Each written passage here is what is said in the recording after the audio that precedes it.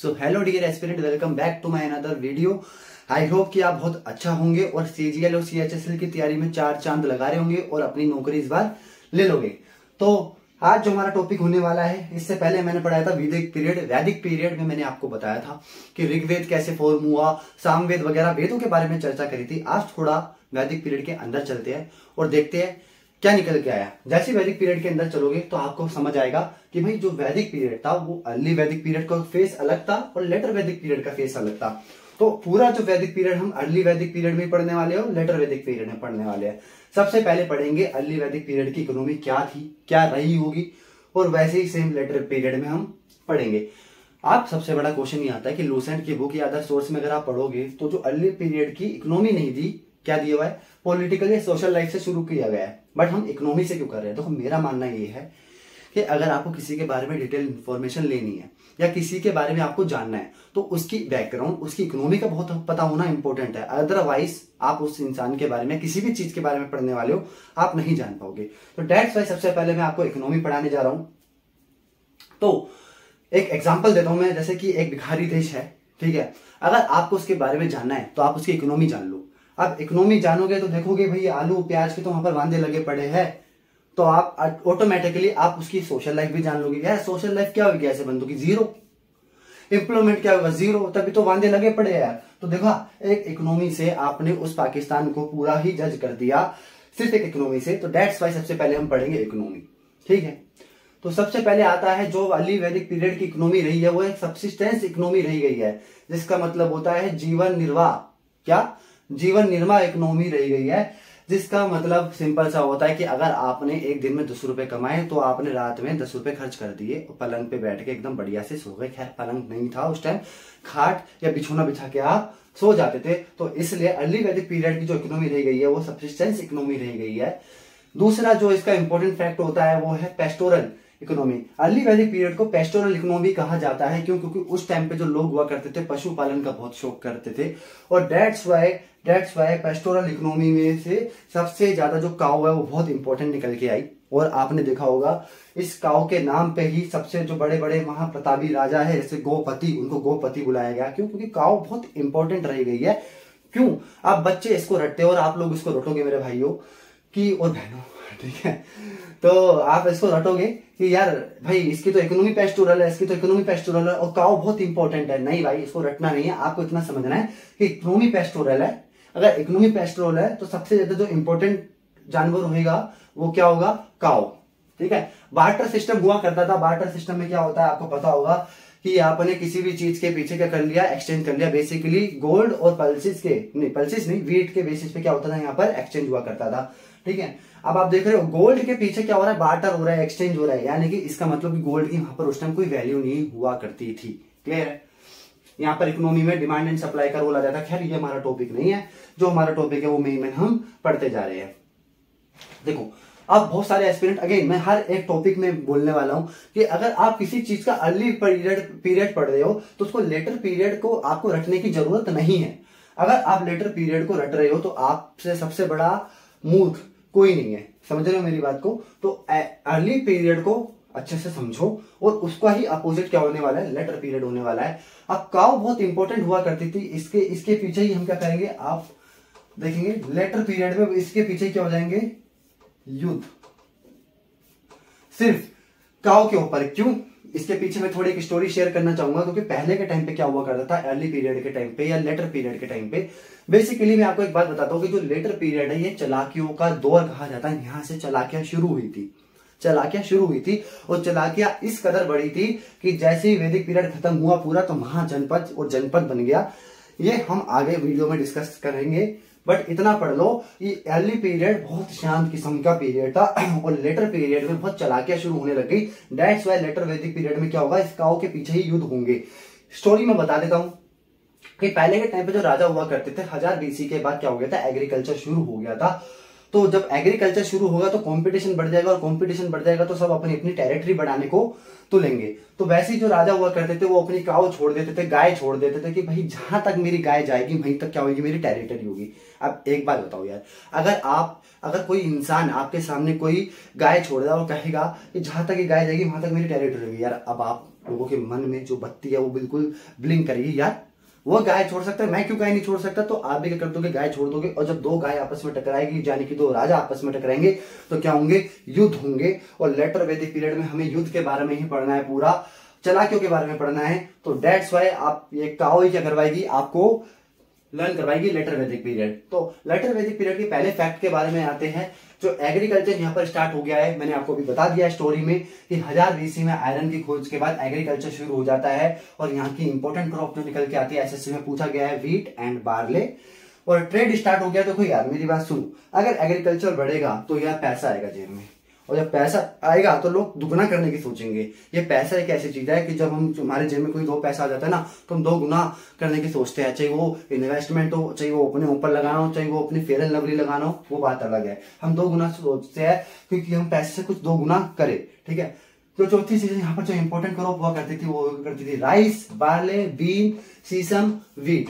ये important crop हुआ करती थी, ये इसकी इकोनॉमी रही है, ये आधार रहा है। आगे चल के हम इसको एक डिटेल में डिस्कस करने वाले हैं, इसकी सोशल लाइफ।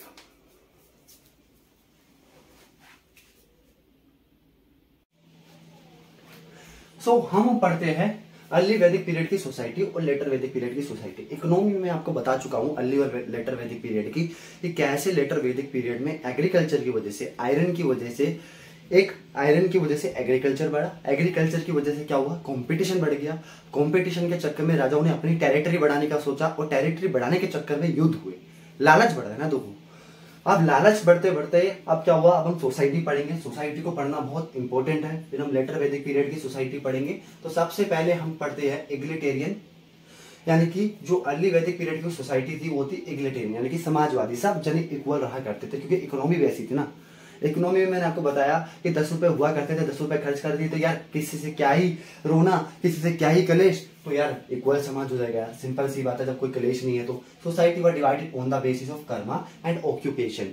जो सोसाइटी थी वो कर्म और ऑक्यूपेशन मतलब काम धंधे के आधार पर डिवाइड थी। जैसा काम वैसा टैग, वैसा क्लास।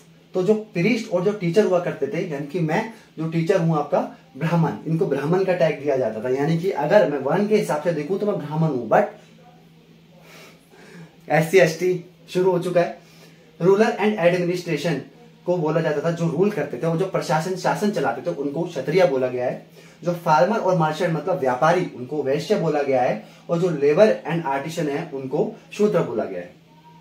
तो आप देख रहे होंगे चाइल्ड मैरिज नॉट इन वोग्यू, मतलब चाइल्ड मैरिज प्रचलन में उस टाइम नहीं थी। राइट टू चूज हस्बैंड, यानी कि आप देख सकते हो यार ऐसा राइट जो आज भी लड़कियों के पास नहीं है। लड़कियों को अगर किसी से अपने मनपसंद वर्ग से शादी करनी होती है तो क्या करना पड़ता है, पापा मान जाओ, पापा ये कर लो, मैं अपना सारा काम कर दूंगी, ये वो।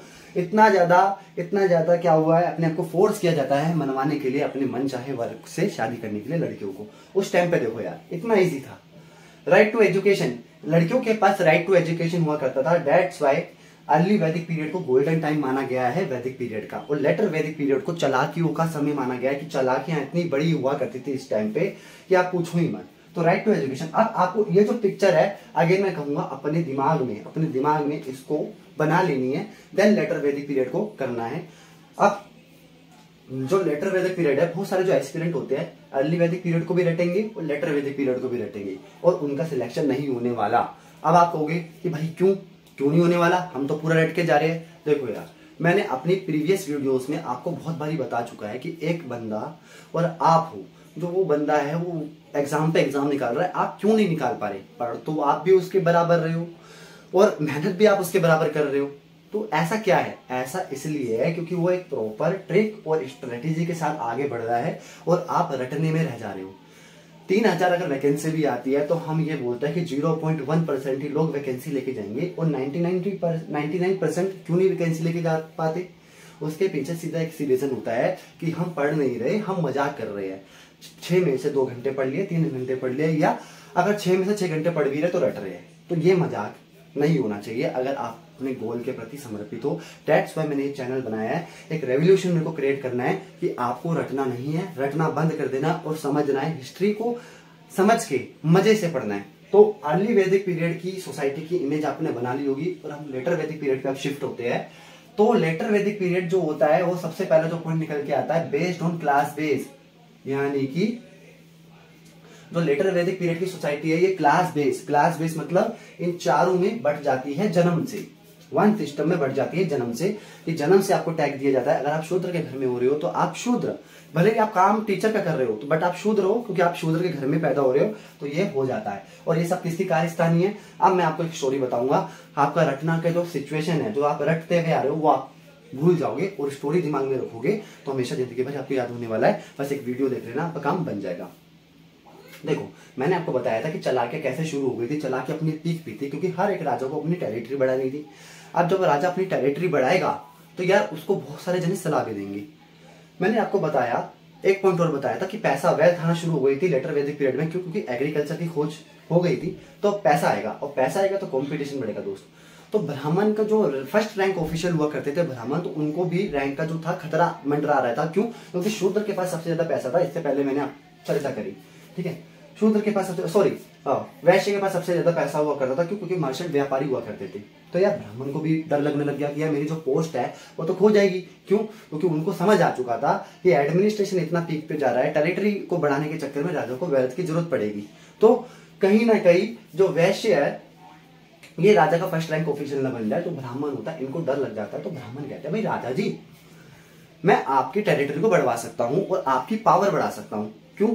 अब देखो यार, एक इंपॉर्टेंट बात, उस टाइम टेरिटरी तो हुआ करती थी बट राजा के पास पैसा नहीं था। क्यों? क्योंकि एग्रीकल्चर तो दोस्त अभी आया ना, इतना पैसा कहां से बन जाएगा। तो भाई ब्राह्मण कहता है कि मैं आपको ना पावरफुल दिखा सकता हूं, बट बदले में आपको मेरा काम करना पड़ेगा। मांडावाली कर लेते हैं राजा जी, आप मेरा कर दो, मैं आपका काम कर देता हूं। तो राजा कहता है कि भाई ठीक है, बता तू अपना काम क्या है। मेरा काम तो बस यही है कि मुझे पावरफुल दिखना, मेरे को टेरिटरी बढ़ानी है। तो भाई राजा कहता है धर्म के हिसाब से कि मैं सबके सामने ये कह दूंगा आपका टीका वीका करके कि ये राजा है, ये भगवान का स्वरूप है, इसके ऊपर कोई भी नहीं है। देख रहे हो, धर्म का धंधा पहले से शुरू हो गया था। तो भाई राजा कहता है, राजा को मजा आता है कि भाई क्या बात कही है, मजा ही आ गया। तो भाई कहता है अब राजा कि भाई बता तेरे को क्या चाहिए। ब्राह्मण कहता है कि जो मेरा फर्स्ट रैंक ऑफिशियल का टैग है ये मेरे को फिक्स चाहिए, ये मुझे फिक्स चाहिए। जो ब्राह्मण के घर में पैदा होगा उसको जन्म से अधिकार दे दिया जाए कि ब्राह्मण ही बनोगे और ब्राह्मण हमेशा से फर्स्ट रैंक ऑफिशियल ही रहे, ऐसा आप मेरे से वादा करो। तो वहीं से वन सिस्टम निकल के आ गया। क्यों? क्योंकि मैंने आपको बताया था कि चालाकियां बढ़ गई। अगर आप चालाकियां बढ़ गई और आप दो तरीके समझ के इसको पढ़ोगे तो डेफिनेटली ये आपको रटने की भी जरूरत नहीं पड़ेगी, बहुत आराम से इसको लर्न कर लोगे। तो वन सिस्टम बढ़ गया। अब आप कभी नहीं भूलने वाले, कभी भूलने वाले नहीं हो। स्टेटस डिक्लाइन हो गया। किसका? भाई वुमेन का स्टेटस क्या हो गया था? डिक्लाइन हो गया था। क्यों हो गया था? समझो उस चीज को भी। देखो यार, अगर वुमेन का स्टेटस अगर डिक्लाइन नहीं हुआ तो कभी भी टेरिटरी बड़ी नहीं हो सकती। क्यों? क्योंकि अगर एक राजा, सपोज दो टेरिटरी है, एक टेरिटरी ए और एक टेरिटरी बी, अगर एक राजा की टेरिटरी जो ए टेरिटरी वाला है, अगर उसको बी को कैप्चर करना है तो या तो वो युद्ध से कर सकता है, इतिहास ने आपको सिखाया है। अगर युद्ध हुआ तो पैसा भी बहुत जाएगा, सैलरी भी देनी पड़ेगी सिपाहियों को, और इसमें पैसे में हो जाएगा। और उस टाइम पैसा इतना था नहीं, क्योंकि एग्रीकल्चर अभी शुरू हुआ है ना। तो हुआ क्या था, तो इसका जो अल्टरनेटिव निकल के आया कि दूसरी टेरिटरी की रानी के साथ इस टेरिटरी के राजा के साथ शादी करवा दो, ना ही युद्ध होगा ना कुछ होगा, और टेरिटरी बी भी क्या हो जाएगी? कैप्चर हो जाएगी। इसको बोलते हैं मैट्रिमोनियल अलायंसेस, जो अकबर ने बहुत करा, हम इसको बाद में पढ़ेंगे। तो हुआ क्या, अगर ये मैट्रिमोनियल अलायंसेस अगर बढ़ाने हैं तो चाइल्ड मैरिज शुरू करनी पड़ेगी। क्यों? क्योंकि अगर वुमेन एजुकेटेड है, यहां से समझो ना, अगर वुमेन एजुकेटेड है तो उसको अपना अच्छा बुरा पता होगा। तो इसलिए अगर बचपन में ही शादी कर दोगे जिस बेचारी बच्ची को कुछ नहीं पता, तो क्या होगा? आपकी बेइज्जती भी हो जाएगी और दूसरी टेरिटरी भी आपकी कैप्चर हो जाएगी। तो चाइल्ड मैरिज शुरू हो गई। और इसको आप रट रहे हो चाइल्ड मैरिज शुरू हो गई। नहीं भाई, रटना नहीं है, उसके पीछे का फैक्ट समझना है। दैट्स हिस्ट्री वांट कि आप फैक्ट समझो और फैक्ट पे बातें करते करते क्या करना है, आपको आगे बढ़ना है। राइट टू एजुकेशन को देखो खत्म कर दिया, क्योंकि अगर राइट टू एजुकेशन होएगा, लड़कियों को पता है कि हमारे साथ बचपन में गलत हो चुका है, अगर अब हमें क्या करना है, अपने फ्यूचर को शेप देनी है, तो उस वर्ग से जो शादी कराई गई है जबरदस्ती की वो तोड़ देंगे। तो इसलिए राइट टू एजुकेशन भी खत्म करा गया। तो जितने भी सारे राइट यहाँ पर अर्ली वैदिक पीरियड में थे वो लेटर वैदिक पीरियड में छिन गए। आप इसको ऐसे भी समझ सकते हो, और अगर फैक्ट से समझना चाहे तो आप फैक्ट से भी समझ सकते हो। तो मैंने बताया एक सबसे इंपॉर्टेंट फैक्ट, ये पेपर में भी आया हुआ है एसएससी सीजीएल के, ब्रह्मवादिनी। ये ब्रह्मवादिनी टैग उनको दिया जाता है जो रिलीजन यानी कि धर्म, गीता वीता पढ़ने में जो रुचि रहती है और हमेशा अनमैरिड रहती है और धर्म के रास्ते पे चलती है, उनको ब्रह्मवादिनी कहा गया है। और अमाजू जो एक टर्म है उनको कहा गया है रिमेन अनमैरिड, जो जिंदगी भर रिमेन अनमैरिड तो रहती है बट वो धर्म का ज्ञान और पाठ भी नहीं करती। और वुमेन को पॉलिटिकल असेंबली में बैठना भी क्या कर दिया था, प्रोहिबिटेड कर दिया था। इसके पीछे रीजन आपको समझ आ गया होगा, क्योंकि अगर पॉलिटिकल असेंबली में वुमेन बैठेगी तो उसको समझ आ जाएगा कि देश में चल क्या रहा है, पॉलिटिकल में चल क्या रहा है, पॉलिटी में हो क्या रहा है, क्या हो रहा है हमारे साथ, तो वो अपने राइट अच्छे से रख सकती है। दैट्स वाई उनका प्रोहिबिटेड कर दिया गया था। और यही कारण था, आज से 100 साल पहले भी देखोगे तो वुमेन थी, वुमेन का स्टेटस घर तक ही था कि घर में आपको खाना बनाना है और घर तक ही रहना है, बाहर नहीं निकलना। इसके पीछे ये रीजन था, क्योंकि अगर वुमेन को अगर अपनी शक्ति का अनुभव हो गया, जो कि हो चुका है इस बार टाइम में, अगर वुमेन को अपनी शक्ति का अनुभव पहले हो गया होता तो ये जो समाज है बहुत आगे बढ़ चुका होता। हमारी छोटी जो सोच है वुमेन के प्रति लेके, ये बहुत अभी राइज हो गई होती, अभी हो नहीं रही होती, हो गई होती बहुत ऊपर। तो ये था सोसाइटी। अब हम पढ़ेंगे इसके बारे में नेक्स्ट आगे। तो सोसाइटी के बाद अब हम पढ़ेंगे यहाँ की पॉलिटी, अर्ली वैदिक पीरियड और लेटर वैदिक पीरियड की पॉलिटी पढ़ेंगे। अब मैंने आपको बताया कैसे चालाकियां बढ़ने लगी थी लेटर वैदिक पीरियड में, और थोड़ी चालाकी बताएंगे हम। जो अर्ली वैदिक पीरियड की जो पॉलिटी थी, जो हाईएस्ट यूनिट थी यानी कि जन, यानी कि एक फैमिली, जन मतलब एक फैमिली हुआ करती थी जिसका हेड हुआ करता था गोपति, दैट्स इट, इतना ही। राष्ट्र वॉज रूल बाय राजन और किंग, जो राष्ट्र हुआ करता था मतलब एक टेरिटरी, छोटी सी एक टेरिटरी, उसको जो रूल करता था वो था राजन। कोई आर्मी नहीं थी। अब आप इस चीज को रट लो यार, रट लो कि कोई आर्मी नहीं हुआ करती थी, कोई आर्मी नहीं हुआ करती थी, नहीं यार। अब बस आपको इतना समझना है कि यार जब एक छोटी सी इकाई है यानी कि सिर्फ एक छोटा सा जन है, तो यार आर्मी किस बात की, आर्मी किस बात की, जब फैमिली ही आपस में सब बैठ के बातचीत कर रही है, फैमिली ही सब झगड़े सुलझा देती है, फैमिली ही सब चीज कर रही है, फैमिली का रोल बहुत इंपॉर्टेंट है, तो आर्मी किस बात की। सबसिस्टेंस फार्मिंग था, अभी मैंने आपको क्या बताया, सबसिस्टेंस इकोनॉमी थी। सुबह जा रहे हो, रात में आ रहे हो और आके सो जा रहे हो, तो क्या आर्मी चाहिए इसमें, कुछ नहीं। अगर छोटे मोटे झगड़े हो भी जाते थे तो बड़े बुजुर्ग बैठ के क्या करते थे, सॉल्व करवाते थे, तो आर्मी नहीं हुआ करती थी। ऐसे आपको ये लर्न करना है। एग्जिस्टेंस ऑफ असेंबली, अब कुछ असेंबली हुआ करती थी, कुछ ग्रुप हुआ करते थे जिसमें सभा, समिति, विधात और गण हुआ करते थे। सभा कौन, ओल्ड पीपल, मैंने भी आपको बताया। समिति वही जो फैमिली के जो लोग हुआ करते थे, गाँव के जो लोग हुआ करते थे। विधाता कुछ अदर सोशल लोग, और गण हुआ करते थे। जिसमें जो पुरोहित था, मैंने आपको बताया जो पंडित जी थे ये सैक्रिफाइस करवाते थे, उस टाइम भी सैक्रिफाइस चलते थे, ठीक है, बट नॉट काइंड ऑफ जितना लेटर वैदिक पीरियड में चलेंगे। लेटर वैदिक पीरियड, सिर्फ अर्ली वैदिक पीरियड में वही सैक्रिफाइसेस चलते थे जो जेन्युइन हो करते थे, और लेटर वैदिक पीरियड में चालाकियां शुरू हो गई, ब्राह्मण को अपनी पोस्ट बचानी है। तो अभी हम आपको, मैंने स्टोरी बताई थी, अब वो स्टोरी यहाँ पर आपको सारी रिलेट हो जाएगी। क्यों, क्योंकि मैंने आपको पढ़ाया ही इस तरीके से है। जो लेटर वैदिक पीरियड थी, वो जो अभी मैंने आपको बताया, दोनों को रिलेट करके पढ़ना है। यहाँ पर हाईएस्ट यूनिट क्या थी भाई, जन, सिर्फ एक फैमिली। अब यहाँ पर हाईएस्ट यूनिट क्या हो गई थी, जनपद, यानी कि पूरे एक टेरिटरी, पूरा एक क्षेत्र यहाँ पर क्या हो गया था, बदल चुका था, बिकॉज ऑफ कंपटीशन। पहले लोग छोटी सी चीज में भी सेटिस्फाई हुआ करते थे, बट अब कंपटीशन, लालच बढ़ गया, तो देखो हाईएस्ट यूनिट क्या बन गई थी, जनपद यानी कि टेरिटरी। लैंड बहुत इंपॉर्टेंट हुआ करती थी, और अभी हमने सोसाइटी में पढ़ा था काउ बहुत इंपॉर्टेंट हुआ करती थी अर्ली वैदिक पीरियड में। यानी कि आप लालच देख लो, जिसकी ज्यादा डिमांड बढ़ेगी वही आपके लिए इंपॉर्टेंट हो जाएगा। इसलिए गवर्नमेंट जॉब की डिमांड इतनी ज्यादा है, दैट्स वाई गवर्नमेंट जॉब हमारे लिए इंपॉर्टेंट हो चुकी है। तो वही वाली बात है, यहाँ पर अर्ली वैदिक पीरियड की सोसाइटी में मैंने बताया था कि काऊ की डिमांड बहुत थी, क्योंकि जो इकोनॉमी थी वो पेस्टोरल थी, और यहाँ पर जो इकोनॉमी थी वो बिल्कुल शिफ्ट हो गई थी एग्रीकल्चर पे। इस वजह से जो लैंड था वो बहुत इंपॉर्टेंट हो गया। यही होता है अगर आप इस चीज को माइंड मैपिंग के थ्रू पढ़ोगे, इसको रिलेट करते हुए पढ़ोगे, तो आपको बहुत ईजी लगेगी ये सब चीजें। अब भाई लैंड जब इंपॉर्टेंट होगी थी, मुझे यार एक बात बताओ सिंपल सी, जब एक लैंड इंपॉर्टेंट हो जाएगी तो सारे जितने भी राजन हैं, जितने भी गौपति है, सब क्या करेंगे, लैंड को प्रोटेक्ट करेंगे। सिंपल सी बात है ना, लैंड को प्रोटेक्ट करेंगे कि भाई दूसरी टेरिटरी का बंदा मेरी लैंड में आके कैप्चर ना कर ले। तो जब लैंड कैप्चर ना कर ले, इस चीज के लिए क्या करेंगे, आपको ऑर्गेनाइज करनी पड़ेगी, क्या, आर्मी। अब आर्मी ऑर्गेनाइज हो जाती है, तो बता दिया मैंने, लैंड इंपॉर्टेंट हुई तो क्या हुआ, आर्मी ऑर्गेनाइज कर ली। क्यों कर ली, मैंने आपको रीजन भी बताया, फैक्ट भी बताया। क्यों, क्योंकि आपको अपनी टेरिटरी, आपको अपनी लैंड को बचाना है दूसरों से। तो आर्मी ऑर्गेनाइज कर ली, जिसमें 12 रत्नानी के ग्रुप बने। अभी हम 12 रत्नानी को डिटेल वाइज डिस्कस करेंगे। और आर्मी, अब आर्मी को रखने के लिए क्या चाहिए भैया, पैसा चाहिए। और अभी जस्ट क्या करा है आपने, आर्मी रखना शुरू करी है, अभी आपने व्यापार करना शुरू करा है। तो पैसा तो है नहीं, जेब में तो कुछ है ही नहीं, जेब में तो चिल्लड़ नहीं है। तो यहां से क्या हो जाएगा, फिर पैसा कहां से आएगा, तो पैसा तो मोदी जी भी आपसे ले रहे हैं, तो वहां पर राजन भी आपसे लेंगे, तो टैक्स सिस्टम शुरू हो जाएगा। देखो बस इतनी सी बात है। रटते हो आप रटते हो भाई। जब जनपद इतना बड़ा हो गया तो लैंड इंपॉर्टेंट हो जाएगी। क्यों, क्योंकि मैंने आपको बताया टेरिटरी की बात आ गई, यहाँ पर एग्रीकल्चर शुरू हो गया, लैंड इंपॉर्टेंट हो गई। तो भाई क्या करना पड़ेगा आपको, कैप्चर ना कर ले दूसरा तो आर्मी रखनी पड़ेगी। अब आर्मी को पैसे कहां से दोगे, पैसा तो है नहीं भैया, तो टैक्स सिस्टम आ गया। ये सब चीजें हैं बस। अब आप रटते हो तो रटते रहो, और अगर आपको ढंग से याद करना है तो ढंग से याद कर लो।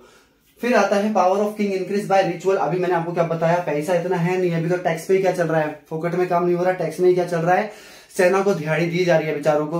अब राजा को अपनी पावर दिखानी है। देखो राजा को अपनी पावर दिखाना बहुत इंपॉर्टेंट है। अगर आपको अपनी पावर दिखानी, रिश्तेदारों को स्पेशली, तो गवर्नमेंट जॉब ले लो, आपको आपकी पावर दिख जाएगी। ठीक है, अगर आपको अपनी पावर नहीं दिखानी तो बस ऐसी मेरी वीडियोस देखो और ऐसे ही नोट्स बनाओ और सफल ना हो पाओ। क्यों, क्योंकि आपको सही गाइडेंस आपको मिल नहीं रही। और अगर कोई आपको सही गाइडेंस देता है तो वो लॉन्ग वीडियो बना के देगा या आपको डिटेल वाइज देगा, और आपको पढ़ना नहीं है, और आपको सिर्फ शॉर्ट्स पढ़ने हैं, आपका काम हो जाना है, समझ जाओ। तो power of king increase by rituals. तो अब रिचुअल्स का सहारा लेगा। मैंने अभी आपको बताया था सोसाइटी में कि ब्राह्मण को अपनी पोस्ट बचानी थी, बिकॉज ऑफ कंपटीशन बढ़ गया था, पैसा आने लग गया था, और ब्राह्मण को डर लग रहा था कि मैं पैसों के चक्कर में जो वैश्य है वो आगे ना निकल जाए, डेट समय को अपनी क्या करनी है, पोस्ट बचानी है। तो ब्राह्मण आते हैं, राजा से सौदा करते हैं कि मैं आपको क्या कर दूंगा, मैं आपको इंक्रीज कर दूंगा पावर, बट आपको मेरी पावर को बचा के रखना पड़ेगा। और मैंने आपको बताया था कि उन दोनों के बीच में मांडावाली हो गई थी, एक दूसरे की शर्त मानने के लिए तैयार हो गए थे। तो यहां से निकल के आया कि power of king increase by ritual के द्वारा पावर ऑफ किंग बढ़ाई गई। और फिर यहां से निकल के आते 4 यज्ञ, यानी कि 4 यज्ञ बहुत इंपॉर्टेंट करवा दिए थे। किसने, ब्राह्मण ने। राजसूय, सबसे पहला यज्ञ आता है राजसूय, मतलब राज्याभिषेक। मतलब अगर पूरी जनता के सामने, पूरी टेरिटरी के लोगों के सामने ब्राह्मण क्या कर रहा है, ब्राह्मण जो टीचर है, टीचर क्या कर रहा है, राजा का तिलक कर रहा है, और कह रहा है ये जो आदमी को मैं तिलक कर रहा हूं ये इंसान नहीं है, ये मामूली इंसान नहीं है, ये भगवान का वो फरिश्ता है जो भगवान ने हमारे लिए भेजा है, हमारी रक्षा के लिए, और हमें इसकी बात माननी पड़ेगी। अगर आप बताओ यार, अगर आपका ऐसे राज्य तिलक हो रहा है, सपोज आप एक एरिया में रह रहे हो, दूसरे एरिया में जाके अगर आपका कोई दोस्त या कोई दूसरा बंदा भी यार बोल रहा है बाबूजी नमस्कार, अगर ऐसे भी बोल देगा ना, तो कोई सामने वाला सोचेगा भाई नमस्कार कर रहा है सामने वाला बंदा कौन है यार, नेता तो नहीं है, नहीं, वोट मांगने तो नहीं आएगा। ठीक है, तो इतना है फर्क पड़ता है अगर आप दूसरे के सामने, और यहाँ तो पूरी टेरिटरी के सामने क्या हो रहा है, राज्याभिषेक हो रहा है। तो सबसे इंपॉर्टेंट यज्ञ निकल के आता है राजसूय। दूसरा आता है अग्निष्टोम, जिसका मतलब होता है कि इसमें एनिमल सैक्रिफाइसेस किए जाते हैं और मांस का सेवन किया जाता है और बहुत दारू पी जाती है जब ये यज्ञ खत्म हो जाता है। खैर, अश्वमेध यज्ञ, ये तो बहुत फेमस है। राम जी, आपने रामायण देखी होगी तो तभी आपने देखा होगा कि इतना फेमस है कि घोड़े छोड़ दिए जाते हैं, और जहां तक घोड़ा जाएगा तो यहां तक ये होगा कि भाई वो टेरिटरी उस राजा के अंडर में आ जाएगी। और एक किसी राजा ने अगर घोड़ा पकड़ने की कोशिश करी तो दूसरे राजा को उस राजा से युद्ध करना पड़ेगा जिसका घोड़ा पकड़ा गया है। तो ये अश्वमेधा। वाजपेयी यज्ञ, इसमें क्या होता था कि चैरियट रेस होती थी, अपने जो रिलेटिव वगैरह को चमकाने के लिए चैरियट रेस की जाती थी। अब रिश्तेदार तो बहुत खतरनाक चीज है। अगर आपको सफल होना है तो आपको रिश्तेदारों को इग्नोर करना पड़ेगा। रिश्तेदार वो चाय की मक्खी है जो आपको निकाल के फिर भी चाय पीनी पड़ेगी अगर आपको एनर्जी तक रहना है। ठीक है, क्लियर है। तो सभा एंड समिति डिसअपियर हो गई थी क्योंकि फैमिली डिसअपियर हो जाएगी। क्यों? क्योंकि पहले के लोग क्या कर रहे थे, आपस में ही सलाह मुशावरा करके रिजोल्व कर लिया करते थे। अब जनपद बन गया, अब आर्मी आ गई, तो सभा और समिति तो डिसअपियर होनी है। तो ये था आपकी पॉलिटी। समझ से करो, माइंड मैपिंग से करो और टेक्निक लगा के करो तो आपको जिंदगी भर याद रहने वाला है। वरना आप रट लो और 99% बच्चों में आ जाओ जो एग्जाम क्रैक नहीं कर पा रहे। अब हम बात करेंगे अर्ली वैदिक पीरियड की रिलीजियस लाइफ और लेटर वैदिक पीरियड की रिलीजियस लाइफ। क्या हम पढ़ने वाले हैं इसमें? जो अर्ली वैदिक पीरियड के टाइम पे बेचारे सीधे साधे लोग थे वो पढ़ते थे कि पावर ऑफ बिलीफ, यानी कि वो बिलीव करते थे नेचर पे, फायर पे, यानी कि वो आराम से जाके बैठ के मेडिटेशन करने लग जाते थे, नेचर पे बिलीव करते थे और फायर पे, और फायर को बहुत सैक्रेड मतलब बहुत पवित्र मानते थे, उनका ऐसा मानना था। 33 गॉड को 3 कैटेगरी में बांट दिया गया था, यानी कि पहला आता है पृथ्वी स्थाना, अंतरिक्ष स्थाना और तीसरा है द्यू स्थाना। जो पृथ्वी स्थाना में जो गॉड आते थे वो पृथ्वी, अग्नि, सोमा, रिवर, बृहस्पति, और जो अंतरिक्ष में आते थे इंद्र, रुद्र, वायु और प्रज्ञाना। और जो द्यू स्थाना जो गॉड आते थे वो दौस, सूर्य, वरुण और उषा। तो ये कुछ गॉड्स थे यहाँ पर। और इंद्रा को बहुत इंपॉर्टेंट गॉड माना जाता था, क्यों? क्योंकि ऋग्वेद में भी लिखा है कि 250 से ज्यादा हिम्स इंद्र को डिनोट किए गए हैं। और अग्नि को सेकंड मोस्ट इंपोर्टेंट गॉड माना जाता था, इसमें 200 हिम्स डिनोट करे गए हैं। और कोई एनिमल वर्शिप नहीं हुआ करती थी और कोई टेम्पल वगैरह नहीं हुआ करते थे। जो प्रेयर का माध्यम था वो मैंने आपको बता दिया ऊपर ही। ये जो पावर ऑफ बिलीफ थी वो नेचर थी, आपस में जाके नेचर में जाके वो बिलीव करते थे और वहीं से प्रार्थना करते थे, कोई टेम्पल नहीं था। अब वर्शिप चेंज हो चुकी थी, जो ब्रह्मा, विष्णु, महेश थे वो बहुत इंपॉर्टेंट गॉड बन चुके थे और सैक्रिफाइसेस शुरू हो गई थी, वही पंडितान शुरू हो गई। मैंने आपको बताया पंडितों ने ही खेल शुरू कराया, ब्राह्मणों ने ही खेल शुरू कराया। और जो ब्राह्मण है, प्लीज यार ऑफेंड मत होना, बट अगर मैं हिस्ट्री पढ़ा रहा हूं तो फैक्ट सुनने का दम रखो। ये ब्राह्मणों ने ही जातिवाद को बहुत ज्यादा फैलाया है अपनी रैंक को ऊपर रखने के लिए। कोई टेम्पल नहीं हुआ करते थे और शायद टेम्पल हो गए थे, यहाँ पर टेम्पल की शुरुआत हो गई थी। ठीक है, तो ये था आपका अर्ली वैदिक पीरियड और लेटर वैदिक पीरियड। आप कुछ इंपॉर्टेंट क्वेश्चन हम डिस्कस कर लेते हैं जो पिछले साल एसएससी ने डायरेक्ट पूछे हैं और यही बहुत इंपॉर्टेंट है, तो डिस्कस कर लेते हैं यार। कुछ अब इंपॉर्टेंट टर्म्स पढ़ लेते हैं और 12 रत्नानी पढ़ लेते हैं, जिससे पेपर में बहुत क्वेश्चन बनते हैं। जितना मैंने अभी आपको पढ़ाया, अगर मैं ऑनेस्टी की बात बताऊं तो 1 या 2 क्वेश्चन यार बन सकते हैं, जितना अभी तक मैंने पढ़ाया। बट ये टॉपिक ऐसा है, सबसे ज्यादा टॉपिक और जो सबसे ज्यादा क्वेश्चन है वो यहीं से बनेंगे। और ये सारे क्वेश्चन जितने भी है, ये सारे पार्ट के जितने भी सारे क्वेश्चन है, ये पिछले प्रीवियस ईयर में जितने भी क्वेश्चन पूछे वो मैं लगा के लेके आया हूँ, जिससे आपका टॉपिक हाथ के हाथ कवर हो जाए। अब जो सबसे टॉप पे आता है वो आता है पुरोहित। पुरोहित का मतलब होता है प्रीस्ट, पुजारी। महिषी को बोलते हैं क्वीन, युवराज को बोलते हैं क्राउन प्रिंस, और जो सारथी होता है उसको चैरियटर बोलते हैं, सेनानी को जनरल, ग्रामनी को हेड ऑफ विलेज बोलते हैं, कष्ट को गेटमैन, संग्रहित्री को ट्रेजरर, भागदौड़ को कलेक्शन ऑफ टैक्स, अक्षवाप को कुरियर, और पालगला को किंग फ्रेंड, और गोवीकृता को head of the forest department. अब इनकी क्या ट्रिक रहने वाली जरा अभी मैं बता दूं। पी से पी कनेक्ट कर लेना तो पुरोहित, प्रीस्ट, या आपको क्लियर भी हो जाएगा पी आर और पी आर। महिषी, अगर कोई महेश है, अगर महेश का नाम मैं अगर फीमेल में करूं तो महिषी क्या हो जाएगा? क्वीन कर लेना। युवराज को तो क्लियर ही होगा, क्राउन प्रिंस। सारथी, अब आपने आप महाभारत वगैरह देखे होंगे, रामायण देखी होगी, तो सारथी को चैरियटर ही बोला जाता है, जो रथ चलाता है। सेनानी, देखो सेना का लीडर कौन होता है? जनरल। ग्रामनी का क्या होता है? Head of the village. कष्ट, जो बंदा गेटमैन होगा, बार बार अगर गेट खोलेगा तो उसको कष्ट होगा ना यार, सिंपल सी बात है। संग्रहित्री, संग रहना किसके? ट्रेजरर के। अगर आपके पास कोई खजाना है तो यार हमेशा आप उसके संग रहोगे। ठीक है।